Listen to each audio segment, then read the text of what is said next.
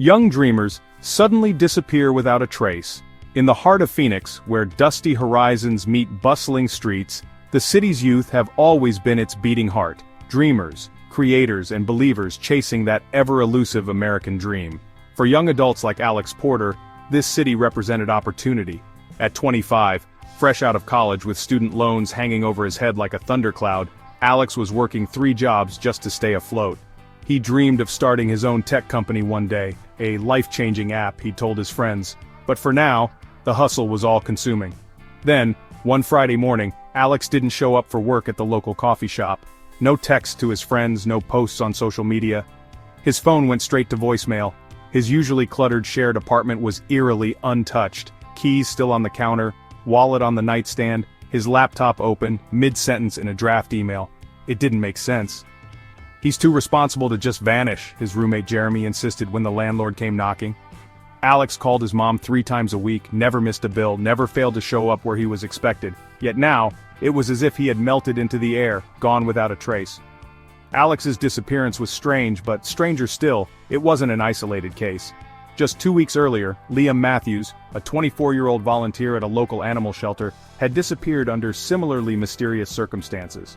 Known for his heart of gold and self-deprecating humor, Liam was someone everyone counted on to show up, and he never failed his friends. The last anyone heard from Liam? A cryptic Instagram story of a glossy steak dinner at a rooftop restaurant captioned, "Big things ahead, life's about to change." When both Liam and Alex were reported missing within the same month, the city hummed with whispers. Could they have run off, joined some underground movement, or was something darker happening? Then came a third. Emma Brooks, 22, bubbly and full of ambition, who was known for auditioning at every open casting call in Phoenix, simply disappeared one bright Saturday afternoon. Just the day before, she'd called her sister in tears of joy, saying someone had noticed her talent and wanted to help her make it big. When Emma's beat-up Toyota Camry was found, strangely parked on the edge of a strip mall parking lot, uneaten sushi takeout sat in the front seat as her phone blinked with unattended notifications. Her disappearance sent a chill through the creative circles of Phoenix. They no longer felt like outliers. By now, the air in the city had shifted, the initial murmurs of coincidence giving way to quiet dread. The missing were eerily alike. They were all young in their early 20s, attractive and driven, hungry for success but stuck in the grueling limbo between ambition and reality. The ties between them, though faint, painted an unsettling picture. Promises of opportunity and whispers of wealth, delivered by unknown benefactors. That pattern became undeniable when Bryce Turner vanished. Bryce, 26, was the type of guy who could charm a crowd or make you laugh so hard your sides hurt. He'd been working as a part-time bartender while saving up to start his own mobile bartending business. The night before he disappeared, he told his coworkers he was excited about a meeting with someone who could fund his dream. "It's gonna be life-changing," he said, grinning over the bar as he dried glasses. "Next time you see me, I might own this place." He never came back for his next shift. A missing shoe near a hiking trail miles away from the meeting's supposed location was the only trace of Bryce left, and suddenly, the pieces of the puzzle started snapping into place. 5 young dreamers, ambitious, hopeful, and trusting, had walked into the unknown. None of them had come back. The media caught wind of the story, dubbing it the Phoenix Disappearances. Parents went on national TV, clutching photos and begging for answers. Flyers plastered street corners, coffee shops, and college campuses. "Have you seen them?" A shared timeline emerged. Each victim had crossed paths with a mystery individual offering promises too good to resist. Police started combing social media, poring over bank transactions, and digging through their last known communications. Patterns started to emerge. Posters like "Young Entrepreneurs Only" and lucrative invitations to upscale dinners popped up in connection to the disappearances. There were cryptic mentions of a middle-aged woman in tailored suits driving fancy cars, someone who knew the exact pressure points to lure in young, ambitious people. "She saw something in me," one of the missing said in a Facebook message to their best friend before vanishing. "Someone finally gets me." And just like that, Phoenix, a city of dreams, turned into a haunting reality. Friends stopped trusting strangers with too-good-to-be-true promises. Parents called their children nightly, terrified to hear silence on the other end. The hunt for the missing dreamers intensified, but behind every clue was an empty room, a cold lead, and the creeping realization that something, or someone, was preying on the hopes and dreams of the city's youth. The streets of Phoenix grew heavy with worry. Everyone began looking over their shoulders, wondering who among them might be next. Turned out, the city's glowing skylines weren't just illuminating dreams, they were casting the long shadows of nightmares. The promise of a dream from a mysterious investor. It always started the same way: a chance encounter, a casual conversation, an opportunity just too good to pass up. In a city like Phoenix, where ambition ran high and opportunities felt scarce, the promise of an investor willing to back your life felt almost like a miracle. This mysterious benefactor, a polished middle-aged woman often described as exuding both power and poise, seemed to know exactly what strings to pull, what insecurities to stroke, and how to make even the greatest skeptic believe. She didn't promise wealth in vague terms. She painted pictures of success so vivid and detailed that rejecting her felt like closing the door on destiny. Take Liam Matthews, for example. A volunteer at a local animal shelter, his big heart often exceeded his wallet. He worked tirelessly, living paycheck to paycheck, barely making rent in his modest studio apartment. On a rainy Tuesday evening, while putting up posters for an adoption drive, Liam met her, the woman who, for the briefest moment, made him feel seen. "Excuse me," she purred, stepping out of a black Mercedes-Benz parked slightly out of place in this run-down corner of the city. "I couldn't help but notice you seem driven, like someone who should be doing more than just putting up flyers." Startled, Liam turned to face her, a tall, striking woman in an immaculately tailored blue blazer and designer heels that clicked purposefully against the cracked concrete. Her voice was smooth as silk, commanding attention yet oddly warm. For someone constantly overlooked, Liam felt like he'd been noticed by the universe itself. "Oh," he stammered, embarrassment tinging his cheeks. "It's, just volunteer stuff. Nothing big." "Nothing big?" The woman feigned shock, shaking her head with a dazzling smile. "Tell me, what's stopping you from making it big?" That question would replay in Liam's mind for days after. In the moment he managed to fumble something generic about bills and waiting for the right time. But she wasn't having it. She handed him a gold business card, embossed, sleek, almost unreal in its elegance. Clara Westwood, it read, CEO of Lux Phoenix Ventures. She invited him to dinner to discuss possibilities, her words dripping with a calculated confidence that hooked Liam instantly. "Don't wait too long." She gave him a wry smile before sliding back into her car. Opportunities have a way of slipping away. The same script seemed to play out for nearly every known victim. Aaron Brooks, the photographer who captured breathtaking shots of Phoenix nightlife, found himself in the same web. Only this time, Clara approached him at one of his city galleries, praising his artistic vision in a manner that made Aaron forget that his rent was overdue. "You deserve more than just taking headshots for influencers," she told him over wine at a high-rise rooftop restaurant. "Your talent, it's magnetic. I know people who could change your life. If you're ready to take a leap, of course." For Alex Porter, it was a coffee shop meeting. She'd been sitting a few seats away, scrolling on her phone, when she overheard him talking to a friend about his tech startup idea. 5 minutes later, Alex found himself in conversation with Clara about investment firms, seed funding, and a network of entrepreneurs she mentored herself. "We don't just back businesses," she told him with the kind of certainty you don't question. "We back people. People like you, Alex. People who could do incredible things with just a little help." Her pitch was seamless, an intoxicating mixture of charm, encouragement, and authority. By the time their lattes had run cold, Alex was ready to bet everything he had on the opportunity Clara had dangled in front of him. But what stood out most about Clara wasn't just her words. It was the way she adapted them to whoever sat across from her. To some, she was the no-nonsense investor who could be brutally honest about what it took to succeed. To others, she was a compassionate mentor who genuinely got it. And then there was the polished exterior. The tailored suits, the flawless jewelry, the luxury cars waiting outside posh restaurants, all designed to sell the image of a woman who had already made it. "I have an eye for potential," she'd tell them. "And I see it in you." What none of her targets realized was that her pitch wasn't an invitation, it was bait. Once hooked, she would string them along with promises of mentorship, connections, and, most dangerous of all, financial backing. But there was always a catch. The final step, the one that sealed their fate, came when Clara removed the veil of grandeur and asked them to meet her one-on-one. "There's a lot of paperwork involved," she would explain with a polite smile. "We'll need to discuss some personal details, financial histories, things that require privacy. If you're serious about taking this step, Meet me at my spa this Friday evening after hours. No distractions, just business. Each of her victims must have felt a pang of doubt, a faint whisper from deep within urging caution. But the allure of success was too strong, and Clara knew exactly how to extinguish their fears. "Trust me," she'd say, leaning in with just the slightest edge of vulnerability. "I've taken risks too, but they paid off. You deserve this chance." For Liam, Alex, Aaron, and the others, the allure of Clara's promises was irresistible.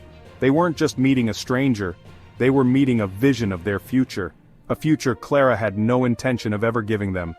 As each victim walked into that spa for their private meeting, they had no idea they were stepping straight into the trap she had meticulously set. The shocking discovery of the first body.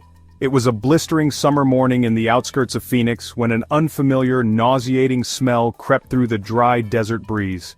Tucked away at the edge of an abandoned construction site, where the rock quarry lay silent and forgotten, locals started noticing something off.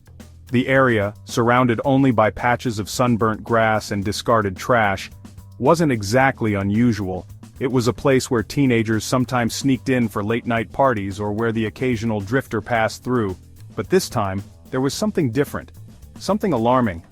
"I thought it was just a dead animal," said Hank Grayson, an older man who lived a few miles down the road and often walked his golden retriever near the site. "You know, coyotes get to roadkill or sometimes you get wild hogs, but this smelled worse, like rot." Hank's curiosity got the better of him that morning. When his dog Max started barking furiously near a pile of broken cinder blocks, he cautiously approached, covering his nose. It wasn't long before he saw something that made his stomach lurch. Sticking out from beneath a haphazard mound of dirt was what unmistakably looked like part of a human arm. "Oh my God!" he whispered, taking 3 swift steps back before fumbling for his phone. He called 911, his voice trembling. I think there's a body out here." By the time the Phoenix police arrived, the site had already attracted a small flock of onlookers, construction workers from an adjacent property, joggers who'd passed by, and Hank, still pale as Max wagged his tail, completely oblivious to the horror nearby. Yellow crime scene tape soon cordoned off the area as officers spread out, examining the scene with grim expressions. Within minutes, detectives arrived. Among them was Detective Sarah Mills, a grizzled investigator known for her no-nonsense approach, and her younger partner, rookie Detective Jason Hartfield. The mismatched pair surveyed the chaotic yet eerily quiet scene. Sarah crouched down near the disturbed dirt while Jason hovered nearby, trying not to breathe through his nose.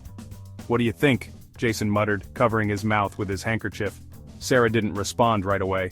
Her sharp, hawk-like eyes darted across the debris, noting details, the hasty way the dirt had been shoveled back, the faint drag marks in the soil that even the wind hadn't entirely covered.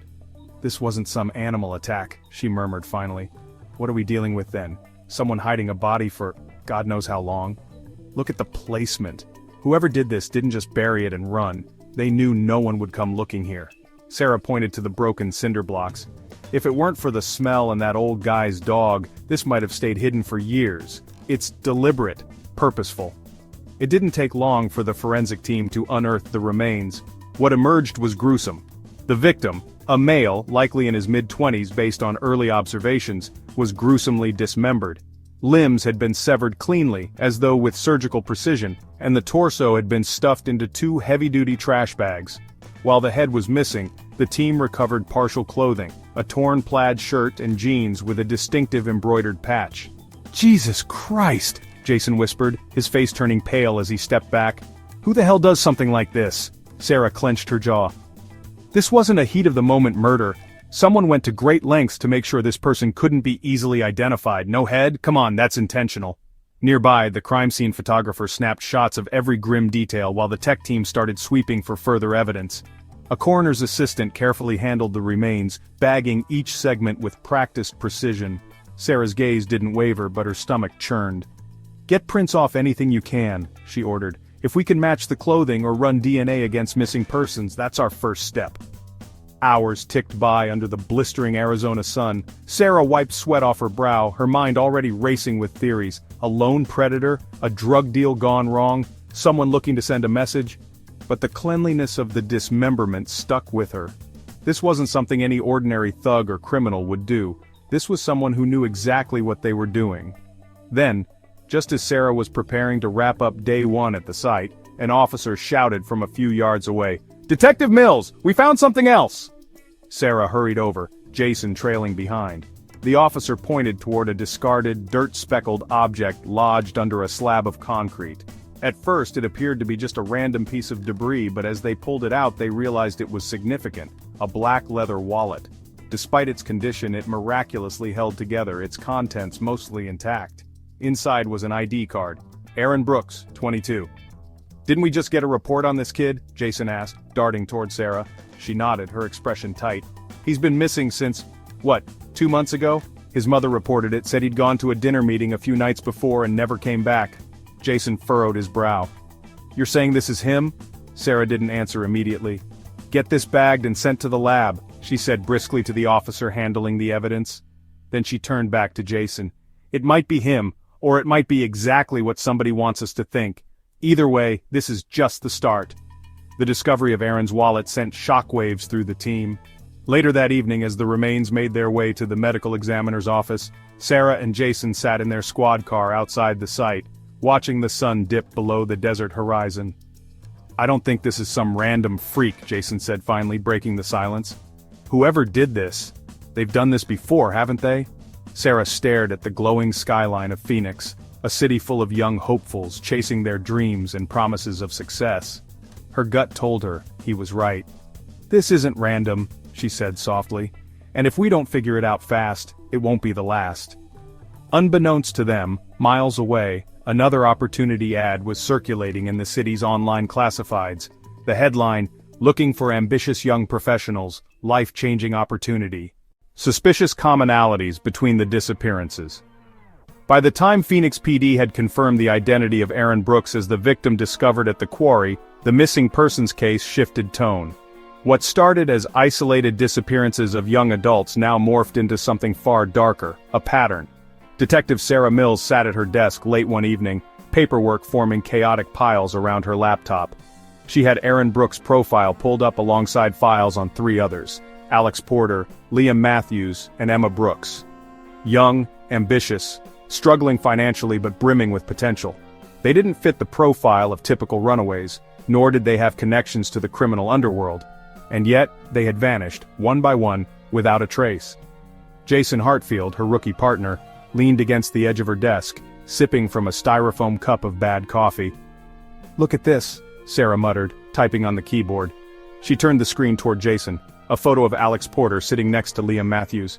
Both were smiling, radiating the kind of unfiltered optimism that came with youth, long before reality took its toll. Same age range, similar looks, ambitious as hell. Jason frowned, setting the coffee down. "What do you mean by similar looks?" "They're clean-cut, good-looking, athletic builds, the kind of guys who stand out at a party." She tapped her pen against a printed profile of Emma Brooks, her vibrant blue eyes staring back at them from an audition headshot. "And this one, Emma, creative, bubbly, always talked about making it big. I'm telling you, whoever's behind this, they've got a type." "Like what? Some psycho obsessed with young good-looking people?" Jason suggested, leaning closer. Sarah shook her head, though the theory wasn't entirely off the table. "It's more than that, it's like they're being hand-picked. These aren't random abductions, it's calculated." Jason rubbed his temples. "But how? How were they even chosen? It's not like these people ran in the same circles, and they weren't even taken from the same parts of the city." "That's the tricky part," Sarah said. She leaned back in her chair, gesturing toward a map of Phoenix pinned on the wall next to her. Small red pushpins marked the neighborhoods where the victims were last seen. Downtown, the arts district, the suburbs. There was no immediate geographical pattern. "Not the same circles," she agreed. "But they were all looking for the same thing." "Success?" Jason guessed, his brow furrowing. "Opportunity," she corrected with emphasis. "Look at the reports. Alex was pitching his app to anyone who'd listen. Liam wanted a full-time job working with animals but could barely afford gas. Emma was one callback away from giving up acting altogether, and Aaron?" She pointed at his file. "He was taking photos for Instagram influencers to pay rent."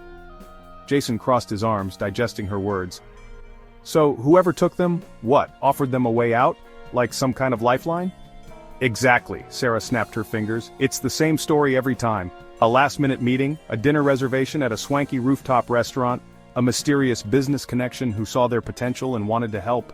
She clicked onto a social media post from Liam's Instagram, the now infamous photo of steak dinner under dim lighting, captioned, "Big things ahead. Life's about to change." Jason whistled softly. That's a hell of a sales pitch. It's not just a pitch, Sarah said, it's a trap. Someone out there is targeting these kids' ambitions, dangling what they've been dreaming about their whole lives. She paused for a moment, her voice turning grim. And then they disappear. Jason tapped his fingers against the desk, a nervous habit Sarah had learned to tune out in high-stress moments. Okay, but think about it for a second. These kids weren't stupid. They had their walls up, especially someone like Alex. He was careful. So how does somebody get them to drop their guard? Charisma, Sarah replied simply. Whoever's behind this knows how to sell the dream. They're articulate, convincing. They probably make you feel like you're the only person in the room. Jason raised an eyebrow. You're describing a shark. Aren't we all in this world? Sarah shot back without missing a beat. Before Jason could reply, she reached for a stack of handwritten notes. And then there's this. What is it? Jason leaned in, craning his neck. Witness accounts from co-workers, roommates, and friends. All of them mentioned seeing someone, a woman, in the days leading up to each disappearance. A woman? Jason repeated, surprised. Like the same woman? Sarah shrugged. It's vague. They don't even agree on what she looked like. Dark hair, light hair, tall, petite, it varies. But the common thread? She seemed important. Jason blinked. What does that even mean? It means she knew how to command a room, Sarah explained. The way people described her, it's like they couldn't look away. Designer clothes, fancy cars, the whole 9 yards. She wasn't just convincing, she was magnetic. Jason exhaled sharply, running a hand through his hair. So we've got a mysterious woman targeting the city's young, ambitious dreamers. She offers them, what, a job? A shot at glory? Something big enough to make them follow, Sarah said darkly. Without asking questions, Jason added. And that was the crux of it, Sarah thought. Whoever this woman was, she didn't just know how to lure them in. She knew exactly what they wanted to hear. Promises of success, recognition, belonging. She knew how to scratch an itch most people didn't even admit they had. We need more than this, Jason said, pacing now. We need a name, a face, something solid. Sarah sighed, pulling out the case files for the 3rd time that night. We'll find her, she said, though even she didn't sound entirely sure. But until we do, we've got a problem. Yeah? Jason asked, pausing. She's not just taking a specific kind of person, Sarah said, her voice dropping. She's preying on their dreams. Jason stared at her, his expression tightening. It was one thing to lure someone with flattery or charm, but to exploit their hopes and ambitions? It added an entirely new layer of cold calculation. The kind of predator they were dealing with wasn't just dangerous, they were terrifyingly patient. And somewhere in Phoenix, she was watching, waiting, for her next target. The discovery of the VIP room at a luxury spa. The first thing that hit Detective Sarah Mills when she stepped into La Mer Wellness Spa was the smell. An artificial blend of lavender and eucalyptus, so overpowering it stuck to the back of her throat. The spa's sleek, modern interior gleamed with polished floors and calming blue lights. The kind of place you'd imagine the city's wealthiest residents came to unwind. It radiated comfort and privilege, but for Sarah, every corner of the spa reeked of something darker. Secrets hidden under the guise of self-care. Without a warrant, this wouldn't have gone far. But thanks to a tipped-off witness, a former employee too rattled to keep silent anymore, the spa's dark reputation had nowhere to hide. The employee's story was chilling. Clients being ushered into odd, late-night appointments, staff being ordered to deep-clean rooms they weren't allowed to question, and one room in particular that seemed to operate in complete secrecy. Clara Westwood, the spa's enigmatic owner, ensured that no one without her blessing could set foot inside the VIP room. When Sarah marched into the spa with a warrant in hand, Clara wasn't there to meet her. Instead, a nervous receptionist with shaking fingers tried her best to deflect. "This must be some mistake," the receptionist stammered, her fingers twisting nervously around the edge of the counter. "We're just a wellness center. We cater to women's health and relaxation." Sarah raised an eyebrow. "Save it! We know there's more going on here than aromatherapy."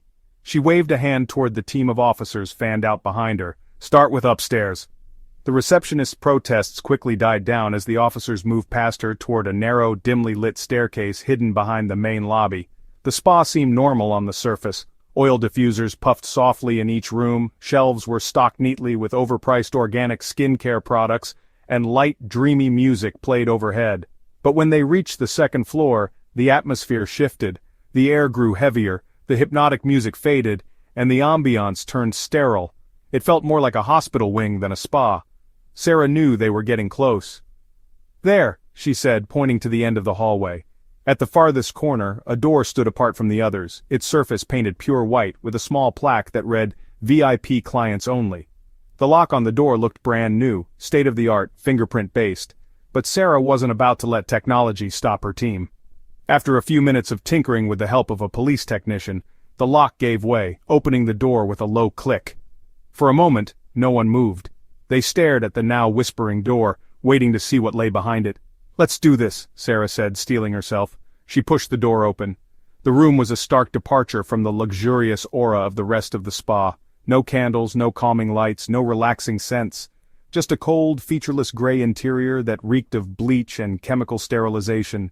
The fluorescent lights buzzed faintly overhead, revealing an array of sinister tools spread neatly across a countertop: surgical knives, clamps, syringes, and rolls of heavy-duty plastic wrap.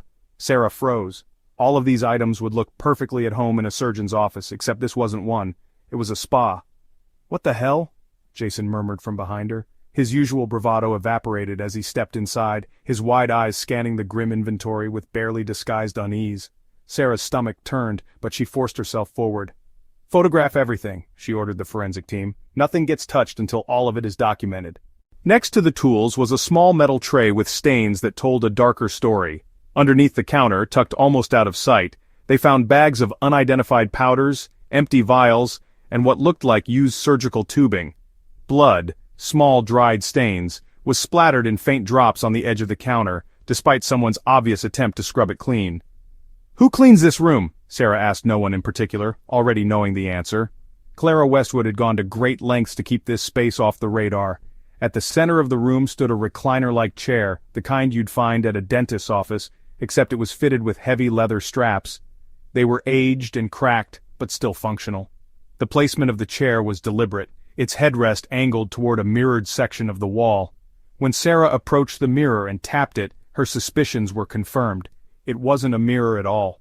It was a one-way window, offering someone, likely Clara, a clear view of whatever happened in that gruesome chair, while remaining safely out of sight.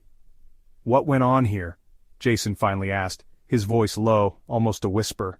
He didn't expect an answer, but Sarah felt obligated to give one anyway.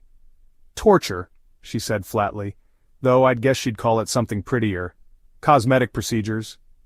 Or maybe personal enhancements." Her voice dripped with sarcasm as she stooped to pull a crumpled paper towel out from under the chair. It was smeared with dried blood. "Jesus," Jason muttered. He turned toward one of the police techs, who was scouring the walls with a scanning device. "Find anything behind there?" Jason asked. The tech didn't look up.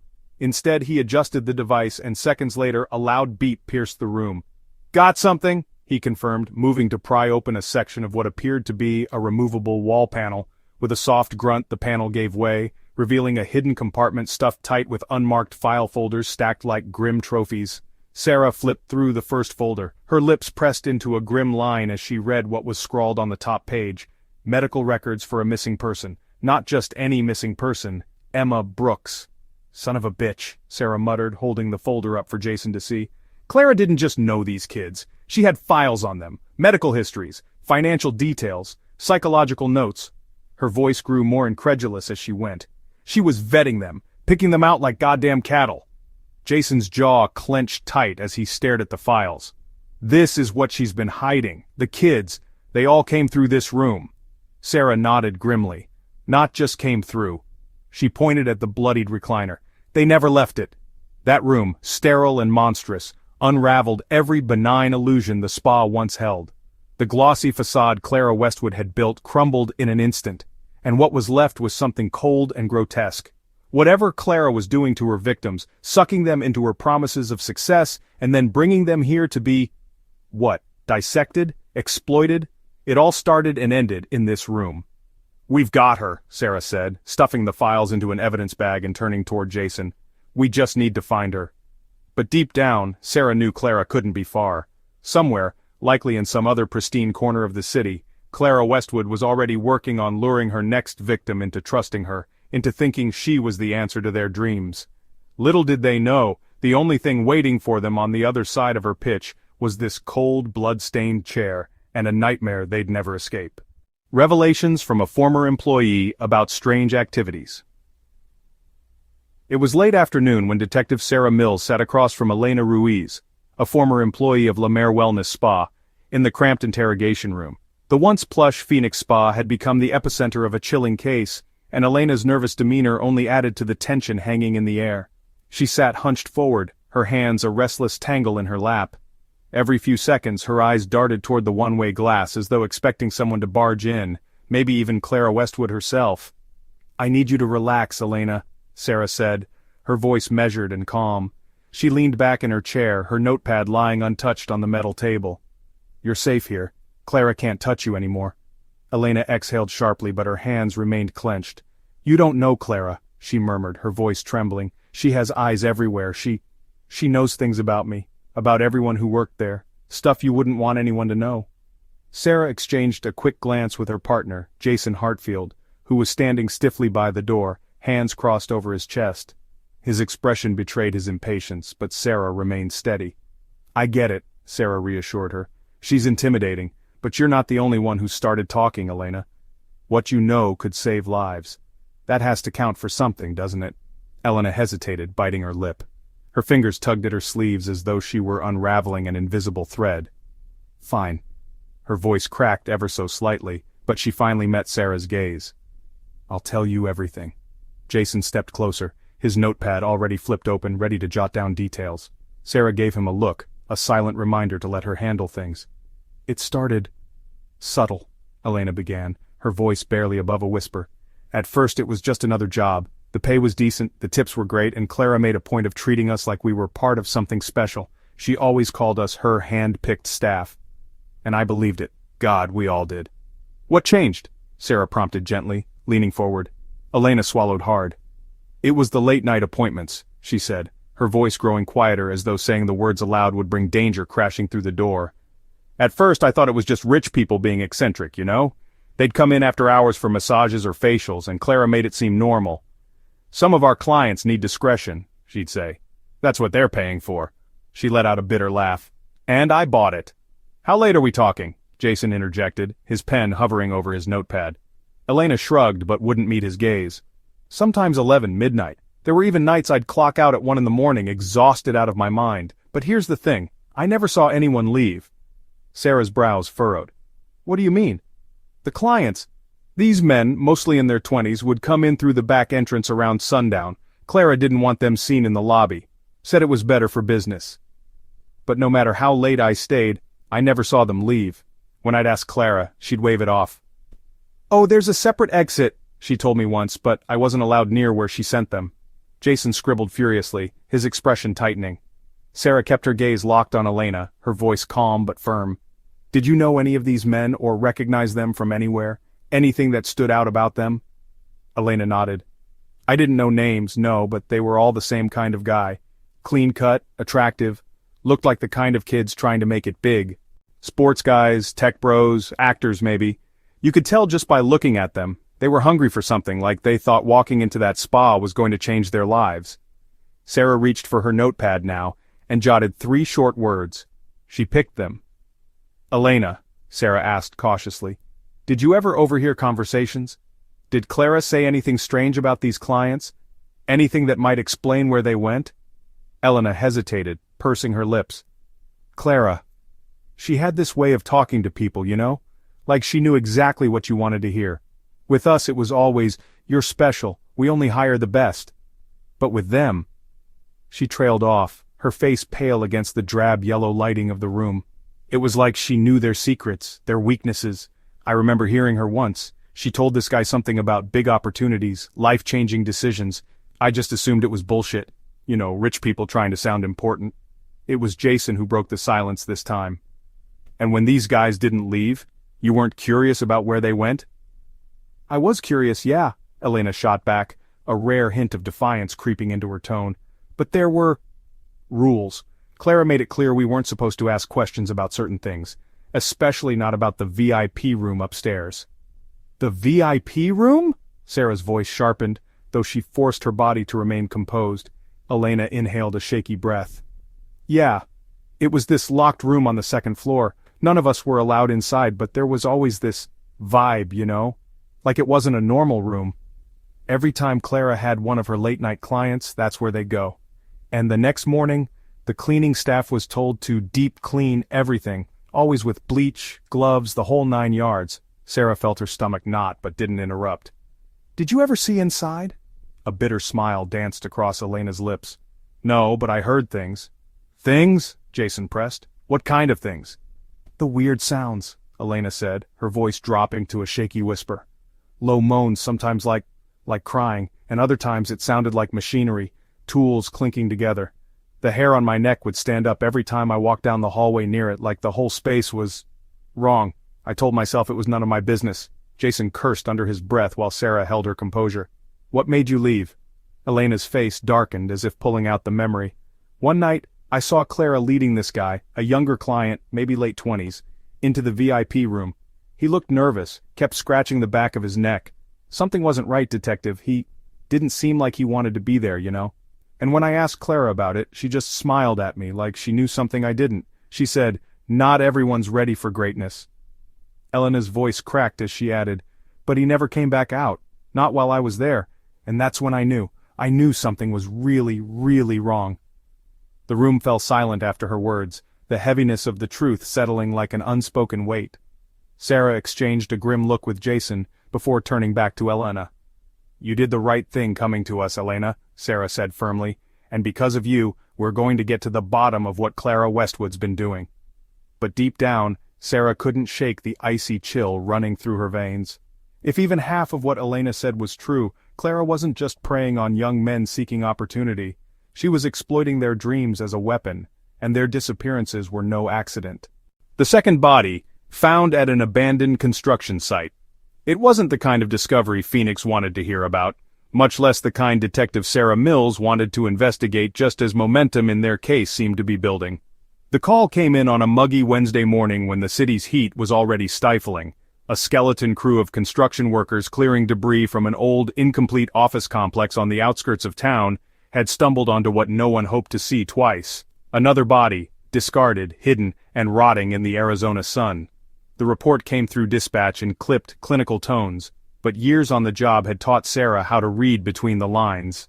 The caller's shaky voice and the mention of bags were all the clues she needed to tell her this was going to be bad. She arrived on the scene fast, Jason right behind her, the two of them finding the same chaos and grim unease they'd encountered at the quarry weeks earlier. The site itself was a half-demolished skeleton of what was once meant to be a sprawling corporate park.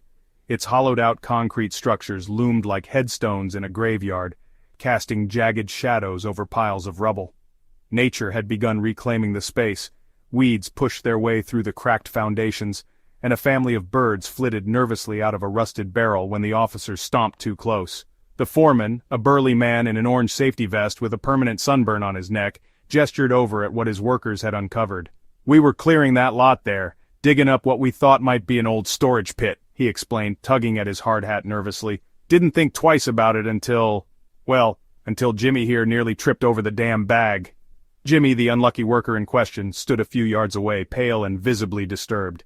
He avoided eye contact with Sarah as he muttered something about quitting these damn fixer-upper jobs in the middle of nowhere. "What exactly did you find in the bag?" Jason asked, his notebook already open as he crouched slightly for details. Jimmy looked at him, swallowed hard, and pointed at the dirt mound behind him. "Parts, pieces of someone. We didn't see a face or anything, but the smell—" He gagged, turning away. "Right, okay, let's keep this clean and simple," Sarah said, stepping forward toward the scene. Her voice snapped everyone into action, though her own stomach twisted as she saw the edges of a black trash bag poking out from the earth. It was tied tightly with red packing tape, but the hasty job wasn't tight enough to keep the unmistakable stink of decomposition locked in. "Jesus, I hate this," Jason muttered, falling in line behind her. "No one likes it," Sarah replied curtly, waving for the forensic team to start documenting the scene. They were meticulous, mapping out every piece of disturbed dirt and photographing the area before they carefully retrieved the bag. Sliding on gloves, one of the techs held it steady while the coroner's assistant slowly began to untie the tape. It didn't take long before the grisly contents came to light. The bag, like the one at the quarry, contained dismembered human remains, a torso, folded grotesquely to fit. Limbs were severed cleanly, again with the same surgical precision Sarah had come to associate with this case. That sharp, unmistakable attention to detail chilled her to the bone. A second bag, found buried a few feet deeper, contained the head. This time, unlike the first victim, the killer had left the face intact. "It's a younger male," the coroner's assistant noted, his voice carefully neutral, but Sarah could see the beads of sweat forming on his temple. "Late 20s, maybe early 30s, Jason cursed under his breath. "Same method," he said, gesturing vaguely at the uncovered remains. "Were they trying to spread them further apart this time? Different dump site, but identical execution." Sarah ignored him for a moment, crouching near the disturbed ground and running her hand over the uneven soil. The killer had made an effort to bury the body deeper this time, maybe learning from the quarry. The forensic techs were now combing the area for additional evidence, but Sarah's gut told her they weren't going to find much. Whoever Clara's accomplice, if she even had one, was, they were methodical. Like before, nothing was left behind by accident. "Look at the binding," she finally said, pointing to the marks where tape had dug into the plastic bag. "Same tape brand, same pattern as the quarry body." "Matches the operating room in the spa, too," Jason added, pulling his notebook from his back pocket. "Heavy-duty plastic bags sealed with tape." "And a body perfectly dismembered for concealment," Sarah finished grimly. The brass hinges connecting the two cases were becoming impossible to ignore. "It's the same guy, or the same process. This is connected." "Could just be trying to throw us off with new locations," Jason suggested, as they watched the coroner's team start loading the remains into body bags to transport to the lab for further assessment. "Maybe they're trying harder to keep the heat off. Or maybe it's part of the thrill," Sarah said softly, glancing at the horizon. The city skyline shimmered far in the distance, a series of jagged shadows against the burning Arizona sunlight. "Dump the victims far enough apart, no one connects them right away. Scatter, confuse, buy time." Jason tilted his head, nodded. "Then they slip back into their routine until the next one." If that theory was true, Sarah could feel time ticking down to their next horror. Every detail from this scene matched the spa, the cuts, the disposal method, likely even the victims themselves. Another young man in his 20s, another life wasted for reasons they still couldn't fully understand. But Clara's influence lingered in all of it. Sarah's heart beat faster as she thought about the bloodied recliner in the VIP room, the files with detailed notes on potential targets, and her own growing suspicion that Clara enjoyed wielding power over people like puppets. "Get the dental record submitted ASAP," Sarah ordered, rising to her feet. "See if we can get a positive match on John Doe here." Back at the station that night, she and Jason pored over missing persons reports, trying to determine their second victim's identity.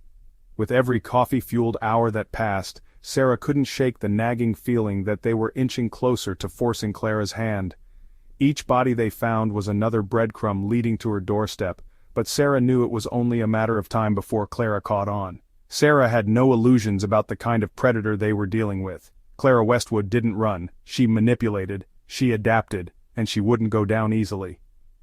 "Think we'll get something soon?" Jason asked, leaning back in his chair and rubbing his bleary eyes. His voice was low, heavy with fatigue. "We'll get something," Sarah replied, though the weight of her certainty was less about hope and more about dread. Whether we like what it shows us is another story. The noose tightens around the prime suspect. Detective Sarah Mills couldn't deny it anymore. Clara Westwood was their prime suspect. All evidence, no matter how scattered, was pointing toward the enigmatic owner of La Mer Wellness Spa. Yet, in a city as sprawling and chaotic as Phoenix, pointing toward wasn't enough. Not for Sarah and certainly not for a court of law. They needed airtight proof. The kind of proof that left no room for doubt, that could bring someone like Clara, a polished master manipulator, to her knees. The investigation was gaining steam, but so was the pressure. Sarah's desk was a hurricane of witness statements, financial records, and photos of missing men who had all but vanished into thin air. Jason Hartfield, ever the rookie, had begun turning Sarah's boardroom into a war room, carefully tacking every clue onto the corkboard, red string connecting dots, photos, scraps of evidence. The one word pinned at the center of it all: Clara Westwood. "You think she knows we're onto her yet?" Jason asked one evening, standing in front of the board, his arms crossed. The fluorescent lights in the precinct cast a harsh glare on the chaos they'd built. Sarah leaned forward over her laptop, her fingers hovering above the keyboard. Clara's smart, she doesn't panic unless there's a reason. But if she starts feeling cornered— She paused, letting the unspoken possibilities hang in the air. She runs. She manipulates, Sarah corrected. Someone like Clara doesn't just run, she'll buy herself time, throw us off the scent, maybe even reset the board entirely if we're not faster than her. Jason exhaled sharply, running a hand through his messy hair. So, what's the move? We've got motive, a link to her spa, and hell, we even found blood at the VIP room. Why isn't she in cuffs already? Because we need more than that to lock her down, Sarah said. The spa alone isn't enough. She knows how to work the system. Right now, all we can prove is that shady stuff went down in her building, not that she was the one doing it. Jason paced back and forth. Okay, but it's not like she's subtle. Financials alone are screaming at us. Who orders medical-grade tools, syringes, and industrial-strength plastic wrap, and pays 20 grand in cash to keep it off the books? That's circumstantial, Sarah replied, though her tone betrayed her frustration. We've got to connect the purchases to the crimes conclusively. It's not enough to say she bought the equipment. We need to prove how she used it. Jason stopped in his tracks. Fine. Then let's talk about her movements. She's out every damn night, driving around in that silver Benz. Witnesses have seen her with these guys, Sarah. Hell, she was spotted with Aaron Brooks 3 days before he disappeared. And do you know what she'll say in court? Sarah asked, arching an eyebrow. She'll say she was mentoring them, helping them with their careers, investing in their dreams, and when they disappeared, she had nothing to do with it. She leaned back in her chair, tipping it slightly before sighing. We know she's lying, but knowing it and proving it, two different animals. Jason frowned, his jaw tightening. So, we wait and watch? You think Clara's just gonna sit still? No, Sarah said, almost smiling, but we're not sitting still either. For weeks, Sarah and Jason, and the entire Phoenix PD team, had been quietly closing the net around Clara's operation. They subpoenaed her financial transactions, tracked her movements, and tapped into the spa's employee payrolls. The deeper they dug, the clearer Clara's patterns became. She's running a small empire, Sarah explained. She pointed to a document Jason had just printed. Every bit of money inside La Mer Wellness Spa is tied up in these shadow accounts. She's keeping 2 sets of books. What she's claiming officially, that's all her legit earnings. But here, Sarah jabbed her finger at a cryptic spreadsheet of wire transfers. This is Clara's real revenue, cash, and a lot of it. Jason leaned over her shoulder, squinting at the numbers. You think it's hush money? For the staff? Maybe payoffs for contractors to keep those underground rooms hidden? Could be, Sarah replied. Or it might be her slush fund. Cash for the way she operates, for the kind of late-night meetings we've heard about. Jason frowned. Okay, follow me here. Let's say she has these meetings. She hooks these guys with promises, wealth, success, whatever carrot she's dangling in front of them. Then what? When do they disappear? That's what we're trying to nail down, Sarah said. She clicked another tab on her laptop, revealing a heat map of cell tower pings taken from Clara's phone. Her pattern's clear. The spa shuts down by 7 p.m., but Clara, she doesn't stop. Most of her activity happens between 9 p.m. and 2 a.m. She's visiting she owns, condos, warehouses, and— She clicked on the map's outskirts. This. Jason peered closer. What's this? A house? It's her property, technically. Bought under a dummy LLC years ago. A vacant storage site. But I pulled the utility records. Sarah paused, savoring the significance of her next words. She's been paying for electricity and water like someone's living there full time. Jason's eyes widened. You're saying she's got some kind of hideout? I'm saying we've got another lead, Sarah said. If Clara's been using that site to do whatever it is she's doing, we're damn well going to find out. The next night, things started moving fast. Undercover units tailed Clara for hours as she made her usual rounds, visiting upscale cocktail bars and luxury restaurants. She worked every room like the predator Sarah knew her to be, poised, magnetic, and dripping with charm. But Sarah had her team moving faster than Clara could anticipate. She's headed back to her condo, Jason whispered over the radio, 1 floor down from where Clara's penthouse loomed. We've got unmarked units covering every exit. Sarah's voice crackled through. Let her go about her. While Clara sipped her martini on the rooftop, Sarah coordinated another sweep of her storage site.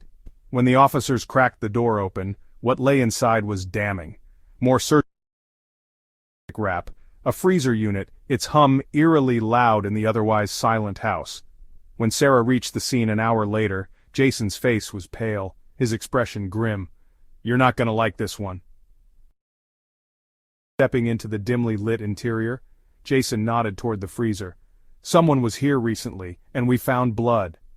Another victim? Sarah asked coldly, though her pulse quickened. Jason swallowed, then nodded. Running out of time. The walls were closing in on Clara Westwood, and Sarah realized they weren't chasing a suspect anymore. They were watching a cornered animal, waiting for her next move. But the next move, Sarah... The horrifying truth inside the suburban basement. It had been hours since the search at Clara Westwood's storage site began, and already Detective Sarah Mills felt the weight of the discovery sinking into her bones. The suburban house, sitting innocuously at the edge of Phoenix's expanding outskirts, looked like any other. Its faded beige paint and overgrown lawn told a story of neglect, a place long abandoned, or so it seemed. But as the investigation unfolded, it became clear that this was no ordinary property. What lay beneath its cracked foundation would shake the entire team to their core. The house itself was disturbingly quiet when Sarah arrived, save for the occasional crunch of boots against gravel or the muffled voices of officers combing through rooms. Jason stood by the front door, arms crossed and back stiff, clearly uneasy. He nodded silently as Sarah approached. "They've got something in the basement," he muttered, his usual rookie bravado replaced by a grim edge. His eyes darted toward the open door to the basement stairs, where a trail of evidence markers was already leading investigators deeper into the darkness. "You're not gonna like it." Sarah sighed and adjusted her flashlight. She had seen plenty in her years, the carnage of high-stakes cases and the depths of human depravity, but nothing about this case felt routine. There was something uniquely vile about Clara, something methodical and cold that had unsettled her since the beginning. Still, she steeled herself as she followed Jason down the creaking wooden steps. The air thickened with every step. Whatever faux normalcy the rest of the house had attempted to maintain was abandoned in the basement. The smell hit first, damp earth mingled with a faint metallic stench, the unmistakable scent of blood, decay, and cleaning chemicals. The space was dimly lit by a single flickering bulb swinging from the ceiling, casting erratic shadows against the concrete walls. It was as if the basement belonged to another world entirely. When Sarah reached the bottom, her flashlight illuminated the makeshift workspace that had been hidden below the surface. A heavy metal table stood at the center, its surface scarred with scratches and dark stains that hadn't been fully wiped away. Nearby, industrial shelving units were stocked with plastic bins, their contents meticulously labeled: surgical tools, adhesives, plastics. One bin simply read "cleanup," and then there was the freezer. Sarah's stomach churned as she approached it. It was massive, industrial grade, the kind typically found in meatpacking facilities. The hum of its motor was almost deafening in the suffocating silence of the room. She exchanged a brief glance with Jason, whose face had gone pale. "Is it locked?" she asked, though she already knew the answer. Of course it wasn't. Whoever had been here last had left in a hurry, or hadn't expected to be found. One of the forensic techs had already opened the freezer by the time Sarah arrived, but its contents were still being methodically catalogued. What she saw turned her stomach. "Body parts," the tech said quietly, his voice devoid of emotion but his eyes betraying his inner turmoil. "Multiple victims, all stored in separate bags clearly labeled." Sarah bent down to inspect one of the open bags. Inside was a severed arm, pale and bloodless, the fingers curled into an unnatural position as if death had frozen their final movement. A tag was attached to the bag. "Subject 3, male, 28, 32 years old." "What the hell is this?" Jason muttered, his voice barely audible as he peered over Sarah's shoulder. "She numbered them?" "They're trophies," Sarah said flatly, though her voice was tinged with disgust. "Or inventory." Next to the freezer was a pegboard mounted on the wall, covered in laminated files. These weren't just medical records tossed haphazardly like the ones they'd found at the spa. These were organized, annotated, and chillingly detailed. For each file there was an outline of the subject's measurements, sketches of surgical incisions, and notes on potential improvements. Jason ripped one file off the board, flipping through its pages rapidly. "Jesus Christ," he whispered, shoving it toward Sarah. "Look at this. This is Aaron Brooks. She mapped out his damn body, height, weight, even scars. It's all here. She knew everything about him before she killed him," Sarah finished, her tone cold. She flipped through the file, her jaw tightening with every page. "This isn't a normal killer. This is obsession, precision. She wasn't just killing them, she was studying them." She moved toward another corner of the basement where the concrete floor had been hastily excavated. A second forensic team was working tirelessly, their gloves caked with soil as they pulled something from the shallow grave. One of the techs glanced up at Sarah as she approached, his eyes grim. "We've got another body," he said. "This one's partially decomposed. Looks like it's been here longer than the others." "Can you tell who it is?" Sarah asked. "Too early to be sure," the tech replied, "but based on the clothing, it's male, probably mid-20s. Jason gestured toward the pile of retrieved items. Among them were tattered jeans and a sneaker, its once white fabric now mottled with dirt. "We're definitely looking at another victim of hers, aren't we?" Sarah didn't respond immediately. Her mind was already racing, piecing together the chilling patterns emerging from Clara's methods. She wasn't just a killer, she was an orchestrator. Every victim had been catalogued, every death prepared with clinical precision. This wasn't impulsive or reckless, this was deliberate. "Look at this," Jason said, interrupting her thoughts as he pointed to a mannequin in the corner of the basement. At first, Sarah thought it was just another grim oddity. But as she stepped closer, she realized it wasn't a mannequin at all. It was molded plastic, shaped and painted to resemble a human body. Next to it was a rack of surgical instruments, still gleaming under the weak lighting. "She was practicing," Sarah said after a beat, the words feeling heavy in her mouth. "She used this to rehearse before she—" Her sentence trailed off, the final thought too horrifying to say out loud. Jason was quiet for a long moment before he finally said, "Do you think she was working alone?" Sarah didn't answer immediately. It was the question she'd been asking herself since the beginning. Clara was clearly the mastermind, the one with the connections and the resources. But something about the scale of the operation gnawed at Sarah. The bodies, the tools, the precision. Clara might be brilliant, but no one pulls off a scheme like this entirely on their own. "I don't know," Sarah admitted, her voice quieter now. "But if she had help, we'll find them." They stood in silence for a moment, the weight of the basement pressing down on them. Finally, Jason broke the silence. "She's not just a killer," he said. "She's a damn predator." Sarah nodded, her jaw set in determination. "And predators always leave tracks." As the forensic team continued their work, Sarah's resolve hardened. Clara Westwood's mask of sophistication and charm had been ripped away, revealing the monster underneath. But Sarah knew this wasn't over. Clara wasn't the type to disappear quietly into the night. Somewhere, in the glittering chaos of Phoenix, Clara Westwood was lying low, watching, waiting. And Sarah would make sure that when the time came, Clara wouldn't see them coming. She confesses to the string of horrific crimes. It was nearing midnight when they finally sat Clara Westwood down in one of Phoenix PD's most unforgiving interrogation rooms. The harsh fluorescent lights buzzed softly, reflecting off the chipped, sterile metal table that separated her from Detective Sarah Mills and Jason Hartfield. The walls, a washed-out shade of beige, seemed to close in on Clara, who remained unnervingly composed. She was dressed the part, as if she were still in her spa's VIP lounge. Her tailored navy blazer brushed the cuffs of her diamond-studded watch, and her lips, painted a deep crimson, arched in a faint, almost amused smile. But her eyes didn't move much. They locked on Sarah with a coolness that felt almost reptilian. For her part, Sarah had no patience to waste. After months of watching lives destroyed, trying to put the broken pieces together, she was done with Clara Westwood's games. She leaned forward slightly, letting the silence hang in the air just long enough to let Clara feel it. Across the table, Jason stood back, arms crossed, his no-nonsense glare fixed entirely on the woman they had fought so hard to bring in. "Do you know what really stands out about you, Clara?" Sarah's voice broke the silence, calm yet cutting. It was the kind of tone that disarmed people without them realizing it. "It's not the way you kill, though that's certainly creative, and it's not the way you manage to hide even when we were breathing down your neck. No, it's the way you think you're untouchable." Clara tilted her head slightly, her smile widening. "Flattery? How diplomatic of you, Detective. I assume that's not why you brought me here." Sarah didn't blink. Jason tensed, ready to interject, but Sarah waved him off without looking. She could handle this.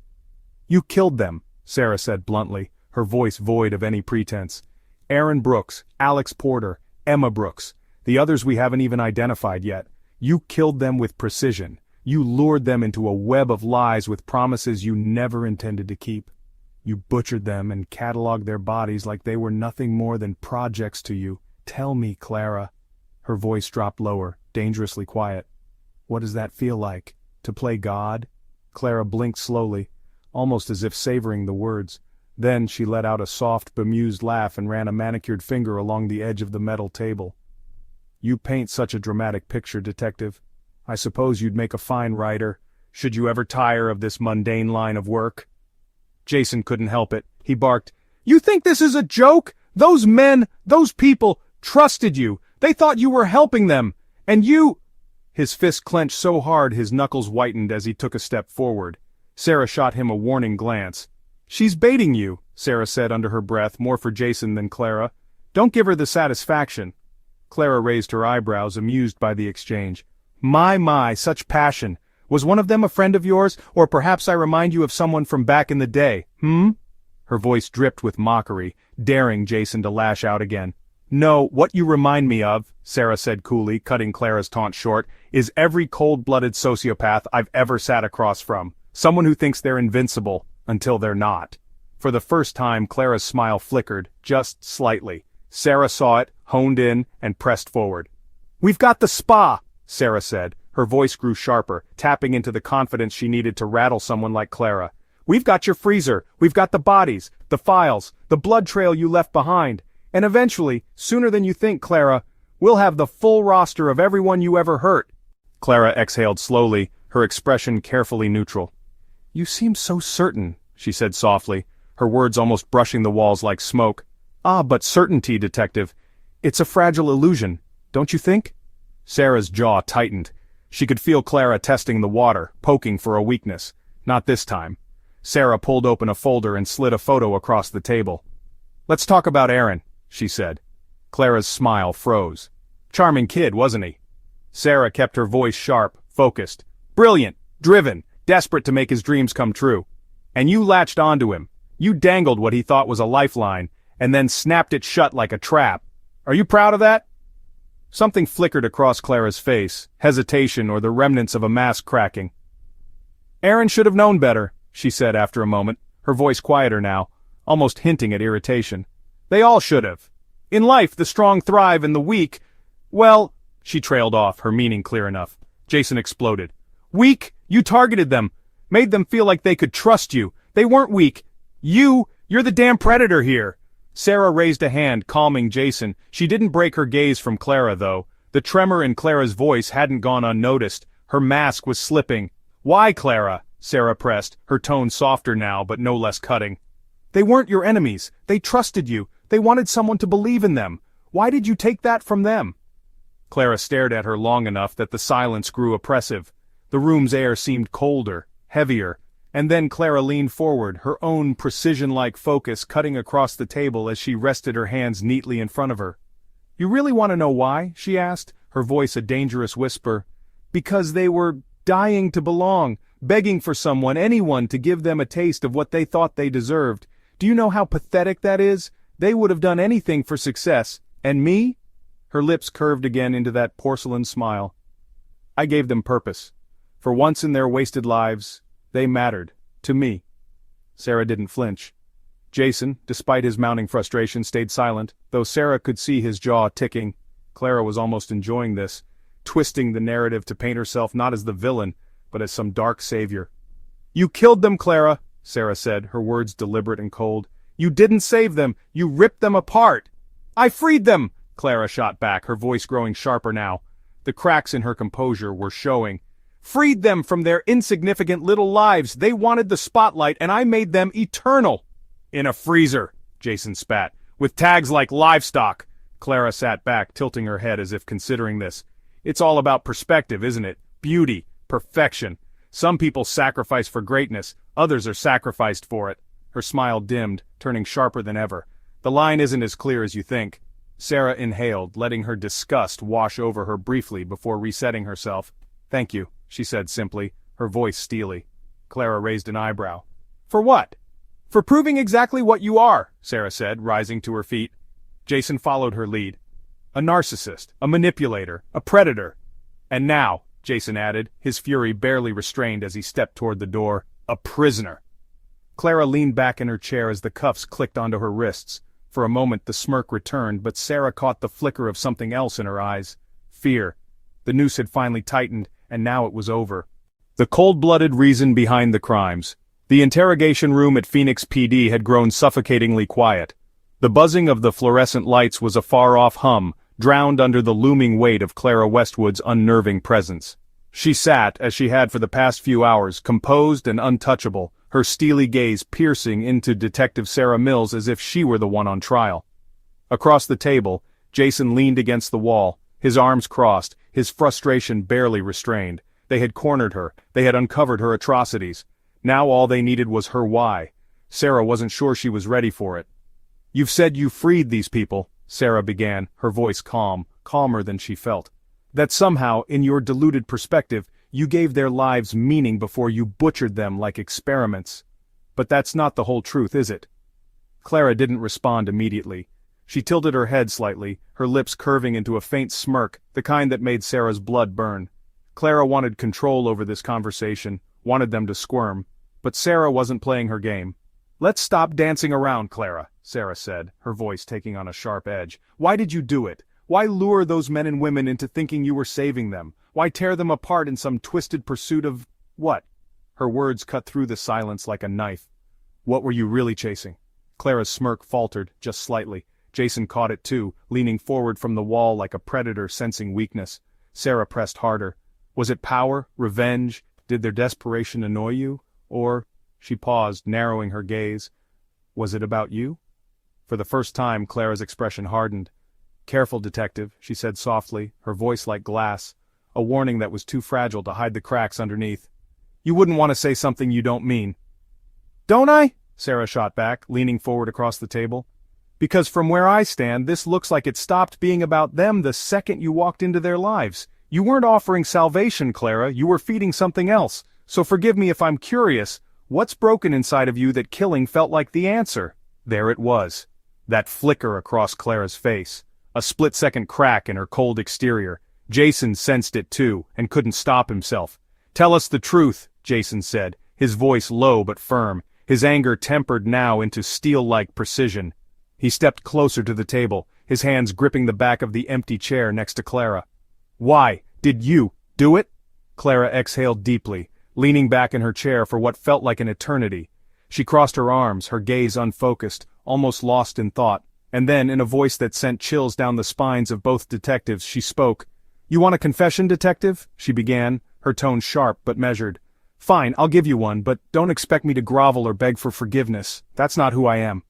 She paused, eyeing them both, letting the gravity of her words settle before continuing. "I used to believe," she said, her voice almost wistful, "that beauty and power were things you earned, through work, through charm, through survival." She let out a humorless chuckle. "But that's not how the world works, is it?" "No, the world rewards those who take." Jason shifted, exchanging a brief glance with Sarah, his jaw tightening. "Take what?" "Everything," Clara said simply, leaning forward now, her composure returning in full force. "Adoration, respect, control, the spotlight. I had it once, you know, the world at my feet, people fawning over every word, every glance, waiting for me to bless them with approval." Her voice turned colder, sterner, her words carrying the weight of something deeply embittered. "But time is cruel. It takes, detective, piece by painful piece it chips away at you until suddenly you're invisible, replaceable." Sarah began to understand. This was about aging, wasn't it? About losing that control over how the world, how people saw you. Clara's lips twitched ever so slightly. "Aging," she repeated as if tasting the word. "You say it so plainly. But to someone like me, detective, it's not just about wrinkles or fading looks. It's about irrelevance, obsolescence. I built a world where I was untouchable, but age doesn't care how hard you fight. Age erases you." Jason's voice cut through like a blade. "So you decided what? If the world wouldn't admire you anymore, you'd tear other people down instead? That's your excuse?" Clara's smirk returned, but it was darker now, hollow. "Not just any people, detective. Young people, bright-eyed, full of dreams, naive enough to think the world was kind. What I took from them," her voice grew icy, sharp, deadly, "was a reminder to everyone that nothing is free. Especially not success. They wanted to shine. And me?" She leaned closer. "I made them into something eternal." Sarah's stomach churned, but her voice held steady. "By killing them, by carving up their bodies like sculptures." For once, Clara didn't respond immediately. Her gaze flickered, falling somewhere far away as if she was staring into a mirror only she could see. "Do you know what it feels like, detective?" she finally said, her voice soft but sinister. to watch your world slip through your fingers, to see the respect, the admiration, the fear you once commanded bleed into nothing? They pitied me." Her tone shifted, dripping with venom. Pity. Jason couldn't hold back anymore. "So you killed them because you felt pitied? Jesus Christ, Clara, you're beyond pathetic." "I didn't just kill them," Clara hissed, her composure cracking like ice under the weight of her rage. "I remade them. I made them useful. Each one, better than the last. So yes, detective, if this world wasn't going to admire me anymore, then it could damn well learn what happens when I'm erased." "That's it," Sarah said, her voice low with disgust. "This wasn't revenge. This wasn't art. It was your desperation, Clara, your fear. And you didn't remake them. You destroyed them." Clara's smile, razor-sharp and cold, returned as she leaned back and crossed her arms. "Call it what you like, detective," she said softly. "But I was never going to let the world forget me." Neither Sarah nor Jason spoke as they left the room, the confession still hanging like static in the air. For all her bravado, for all her cold rationalizations, one thing was clear. Clara didn't kill because she needed to. She killed because she couldn't bear to fade away. The final verdict, and a bigger lesson. It had been a long and grueling trial. A courtroom saga filled with haunting evidence and testimonies that would stick with Detective Sarah Mills for years to come. Clara Westwood, once the polished, respected face of wealth and success in Phoenix, now sat behind the defendant's table, stripped down to her simplest form, a killer behind a mask of sophistication. The jury had been deliberating for nearly 3 days, endless hours spent replaying the murder files, reviewing the gruesome photographs and listening to the testimonies of grieving parents and siblings. It was clear from the start what kind of monster Clara Westwood was, but still, she refused to admit the extent of her crimes. She'd smiled even as the most damning evidence was presented, lips curling with an air of superiority, as if all of this, the trial, the evidence, the verdict, was beneath her. Yet now, for the first time, Clara looked nervous. She sat at the table, her eyes darting around the courtroom. No amount of designer clothing or forced poise could hide the growing cracks in her armor. She was sweating under the fluorescent lights, and Sarah, sitting just a few rows behind the prosecutor's team, could see her tremble slightly when the jury finally returned. The room fell into a tense, buzzing silence as the jury foreman handed the piece of paper to the judge. Judge Harrington, a stern but fair woman, read the verdict once, slowly. Her face, though neutral, betrayed the weight of the decision. She glanced briefly at Clara before turning to address the courtroom. "Will the defendant please rise?" she said, her voice steady as a hammer strike. Clara stood, though not as confidently as she pretended. Her lawyer, James Green, one of Phoenix's highest-paid defense attorneys, moved to stand beside her. He placed a reassuring hand on her shoulder, but even he looked defeated. Across the room, family members of the victims sat on the edge of their seats, some clutching framed photographs of their loved ones who'd never come home. The judge continued, "In the case of the state of Arizona versus Clara Westwood on the counts of murder in the first degree, we find the defendant guilty." The silence shattered. Emotions ripped through the courtroom. Family members sobbed loudly, some hugging one another, others shaking fists at Clara as they shouted curses through tears. Jason, sitting next to Sarah, exhaled a tight breath he'd probably been holding for months. "Finally," he muttered, his voice heavy with both exhaustion and relief. Clara's face barely flinched. There was no admission of guilt, no outburst of emotion, just that damnable smirk, but her mask couldn't hide the fear in her eyes. For years, she'd orchestrated the lives, and the deaths, of others. Now, her own fate was out of her control. Judge Harrington raised her gavel for quiet, a commanding gesture that took several moments to settle the room. When the noise finally died down, she looked Clara square in the eye. "Given the heinous nature of the crimes committed, the premeditation involved, and the wide-scale impact on the victims' families and the greater community, I see no other sentence appropriate than the maximum penalty." Clara blinked. The color drained from her face.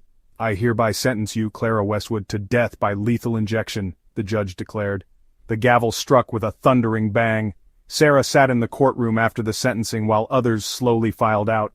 The families of the victims wept and embraced each other, finally getting a sense of closure, though nothing would heal the holes Clara had ripped through their lives. Jason, ever restless, shifted in his seat next to her. "What do you think she's feeling right now?" Jason asked, just loud enough for Sarah to hear. He nodded subtly toward Clara, who'd been handcuffed and was now being led out of the courtroom by 2 bailiffs. Sarah didn't immediately answer. She watched as the once pristine visage of Clara Westwood vanished behind the heavy courtroom doors. For someone who had spent years armoring herself with wealth, charm, and manipulation, she now looked unbelievably small. "She's probably thinking she's been wronged," Sarah said finally, her voice even but sharp. "People like Clara don't see themselves as villains. To her we're the fools. To her this was all just a game." Jason scoffed and leaned back in his chair. "Well, she lost." Sarah glanced at him, her expression unreadable. "Sometimes it's not just about who wins or loses. It's about making sure the world understands the stakes." The weeks that followed Clara's sentencing were surreal. Media outlets around the country were glued to every detail of the case, dubbing Clara Westwood the Butcher of Phoenix. The spa where she had lured so many victims was boarded up, the once posh exterior now covered in graffiti, words like monster and murderer scrawled across the walls. Documentaries, podcasts, and think pieces analyzed every aspect of Clara's double life, trying to answer the question that buzzed in everyone's mind: why? Sarah, however, had little patience for the public frenzy. She and Jason buried themselves in police work. There were still victims to identify, more missing persons cases to solve, and families who deserved answers. But late one quiet night in the precinct, Jason couldn't help but ask the question they'd both been avoiding. "You think we missed something?" Sarah looked up from her desk, where she'd been sifting through DNA results from another victim recovered in Clara's suburban basement. "What do you mean?" Jason set down his coffee cup and folded his arms. "I mean, what if Clara wasn't working alone? What if those helpers we suspected are still out there?" His voice dropped lower, almost hesitant to finish his thought. What if she wasn't the only one? The words hung in the air, cold and unnerving. Sarah leaned back in her chair, her fingers steepled under her chin. They had their verdict. Clara was behind bars and awaiting execution, but deep down, Sarah couldn't shake the nagging sense that Clara's darkness wasn't isolated. The precision of her crimes, the scale of her operations, it all felt too big for one person, no matter how calculated and cold she was. "I think," Sarah said slowly, her voice heavy with conviction, "that Clara Westwood may have been the mastermind, but someone, somewhere was watching her. And if they were smart enough to stay hidden, they're watching us now too." As the night wrapped up and Jason headed out, Sarah lingered alone in the precinct. The glow of her computer monitor flickered faintly, casting long shadows across the cluttered desk. She stared at the file in her hands, a photo of Clara, smiling from her spa's website promo shoot, perfectly poised and pristine. It was as if nothing monstrous had ever lived behind those eyes. The case may have ended in the courtroom, but Sarah knew the most important lesson wasn't about Clara Westwood. It was about the people who believed her lies, who let their ambition and desperation blind them to danger. Clara's story wasn't just a cautionary tale about a manipulative killer, it was a warning to anyone chasing something too good to be true, because sometimes, Sarah thought, the cost of your dream is your life. And for Clara Westwood's victims, the lesson had come too late.